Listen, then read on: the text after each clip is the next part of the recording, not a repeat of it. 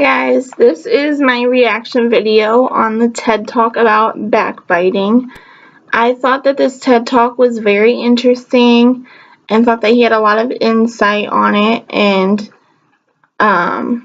it was very interesting to see that someone actually looks into this stuff and doesn't really classify it as bullying and just shows that it's not just a high school or elementary school thing. It's a whole worldwide thing that happens.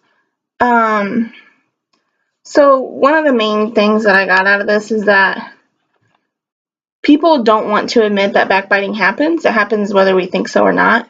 It's one of those things that it's always there. It's one of those things that we want to avoid, but we really can't.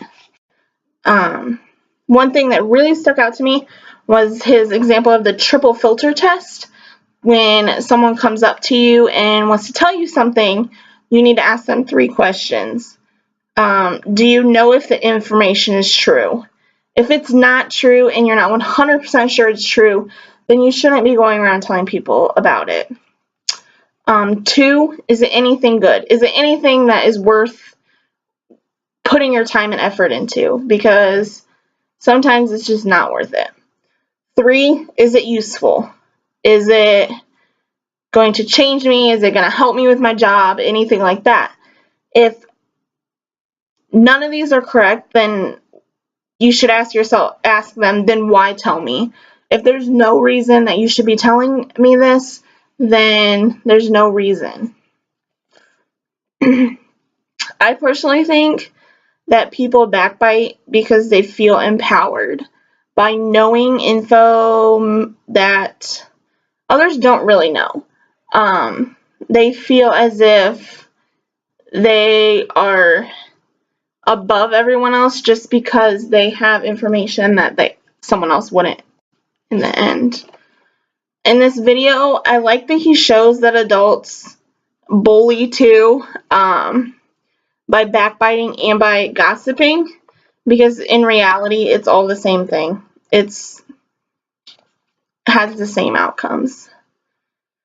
I really liked his explanation of the Gossip 2016 and his idea to obligate people to agree to not backbite, because he showed a lot about how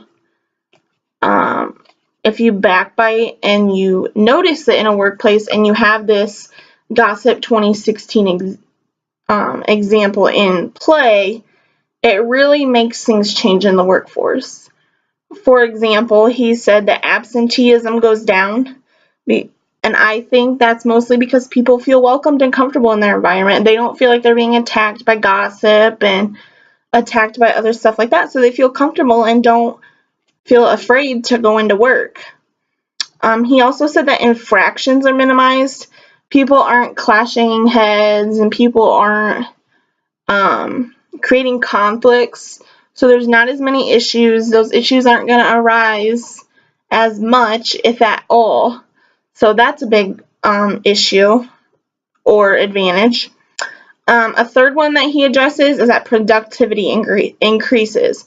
If people are not backbiting and they are focusing their time on being productive and doing their job, being on the assembly line or whatever job that they're supposed to be doing, things get done faster and more effectively if they're focusing on their work rather than gossiping and being drama queens. I personally think that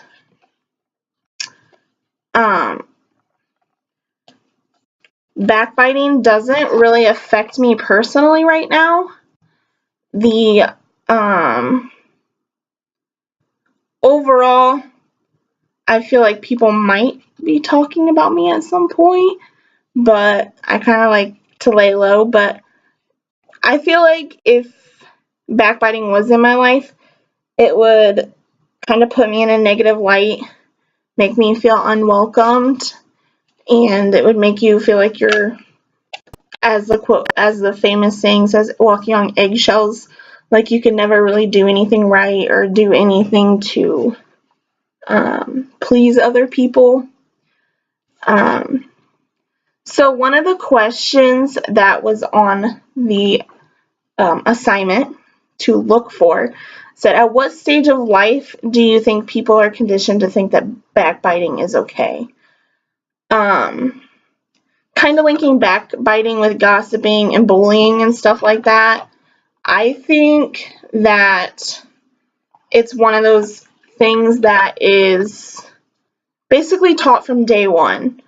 You either have a role model that you look up to that teaches you that it's okay, because as adults, if we are gossiping and talking about other people around kids or our nephews, nieces, or whatever, they're going to have that in their mind that it's okay for them to do that as well. So that really could develop at any age, depending on who you are surrounded with and who influences you in life.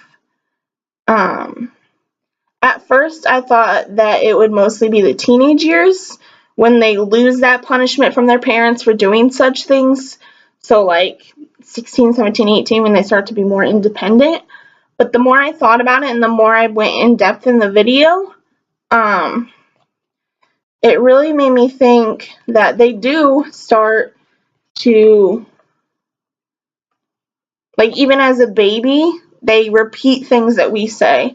They repeat actions that we do, and they initially are taught that, hey, walk like mommy, hey, do this like mommy, and that's how they learn. They learn from day one, and I think that this type of behavior of backbiting is ultimately taught from day one.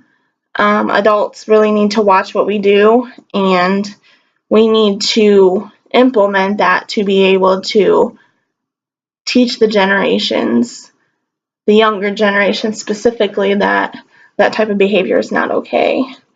We are ultimately their role models, and we are who they look up to. And that is a big key when it comes to trying to prevent backbiting. We need to improve ourselves before we can improve the younger generation. Thank you.